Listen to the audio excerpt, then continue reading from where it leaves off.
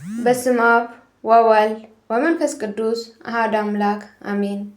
ስንክሳር መስከረም 19 አንድ አምላክ በሚሆን በአብ ወወልድ በመንፈስ ቅዱስ ስም በዚች ቀን ያለ ደም መፍሰስ ሰማዕት የሆነ የአርማንያ ሊቀ ጳጳስ ቅዱስ ጎርጎርዮስ ከአዘቅት የወጣበት መታሰቢያው ነው።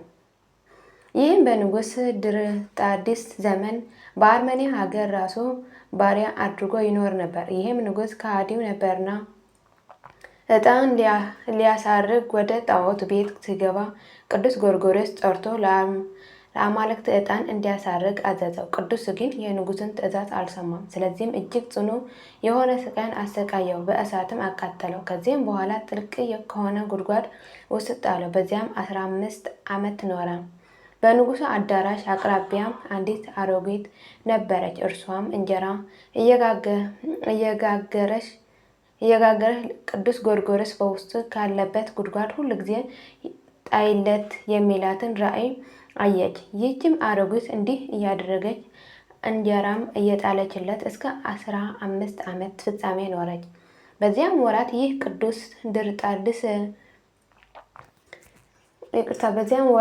ንጉሥ ድርጣድስ ደናግሎችን ቅድስት አርሴማና ገድሎ ስጋቸውን በተራራ ላይ ተጣለ። ሰይጣንም በንጉሥ ድርጣድስ ላይ ተጫነ።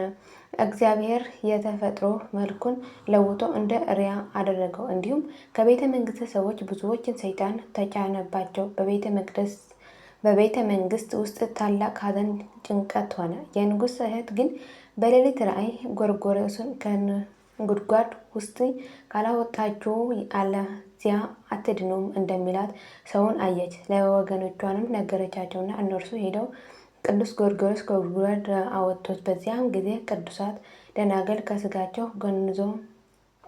ስጋቸውን ገንዘው በመልካም ሽቶ አኖሯቸው። ከዚያም በኋላ ንጉሥና ቤተሰቦቹ ሁሉም ፈወሳቸው። ዜናውም ሁሉ በዕረፍቱ ታኅሳስ 15 ቀን ተጽፏል። ለእግዚአብሔር ምስጋና ይሁን፣ እኛንም በጸሎት ይማረን፣ በረከቱ ከእኛ ጋር ትኑር ለዘላለሙ አሜን። ቅዱስ ዕፀ መስቀል። በዚህች ቀን ደግሞ የከበረ መስቀል የበዓሉ መታሰቢያ ነው። በተገኘ ጊዜ 3 ቀኖች ያህል በፍጹም ደስታ በዓልን አድርገውለት ነበርና እኛንም እንዲሁ በታላቅ ደስታ የበዓልን መታሰቢያ ልናደርግ ይገባናል። ከጠላታችን ሰይጣን እጅ ድህነንበታል፣ በእርሱ ተደርጎልናልና። ድህነትን በእርሱ ተደርጎልናልና በመስቀሉ ለአዳነን ለእግዚአብሔር ለኢየሱስ ክርስቶስ ምስጋና ይሁን። ሁላችንም ሐዋርያዊት የሆነች የከበረች የአንዲት ቤተ ክርስቲያን ልጆች ስለኛ የተቀበለውን መከራውን የምናስበውን በባለሟልነትን በፍቅሩ ወደ እርሱ ያቀርበን ለዘላለሙ አሜን። ዳግመኛ በዚች ቀን በሊቀ ጳጳሳት አባ ብንያማዊ ዘመን የሆነ የከበረ ገዳማዊ ቂርቆስ የዕረፍቱ መታሰቢያ ነው። ይህን ቅዱስ ሰው ከከሃዲው ንጉሥ ከመርቅያን በሸሸ ጊዜ በከፍተኛ ተራራ ላይ በብቸኝነት ተቀመጠ። በውስጡም አራዊት ይኖርበታል። ምግቡንም ከእግዚአብሔር ለመነ፣ አዘጋጀም። አጋዘንም በየ3 ቀን ወደ እርሱ እንድትመጣ ወተትም እንድትጠጣ አዘዘለት። በእንዲህ ያለ ስራም 10 ዓመታት ኖረ። የተረገመ ሰይጣን ግን በተጋድሎውን በቀና ጊዜ በየአይነት በሆኑ ፈተና ሊፈትነው ጀመረ። ያስፈራው ዘንድ በቁጥር ባሪያ አምሳል የሚመጣውበትን ጊዜ አለ። ደግሞም በጥቁር ተመስሎ ይመጣ። ብዙ ሰራዊትና በፈረሰኞቹ አምሳል ሆነው ይዞ ያሰሩታል።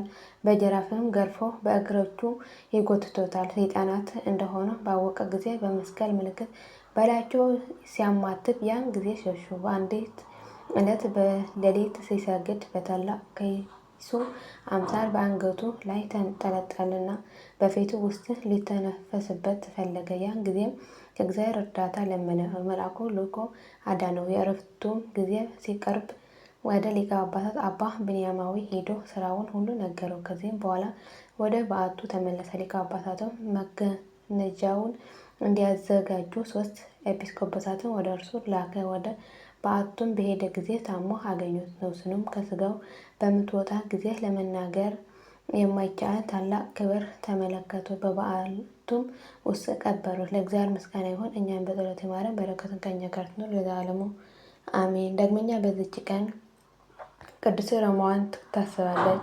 በዚች ቀን የኢትዮጵያ ንጉሥ የናኦድ ልጅ የከበረችና የተባረከች ሮማን ወርቅ የዕረፍቷ መታሰቢያ ነው። እርሷም በጾም መጾምና መጸለይን የምትወድ ድሆችንና ችግረኞችን የምትጎበኝ ነበረች። እግዚአብሔርን በጸሎቷ ይማረን፣ በረከቷም ከእኛ ጋር ትኑር ለዘላለሙ አሜን።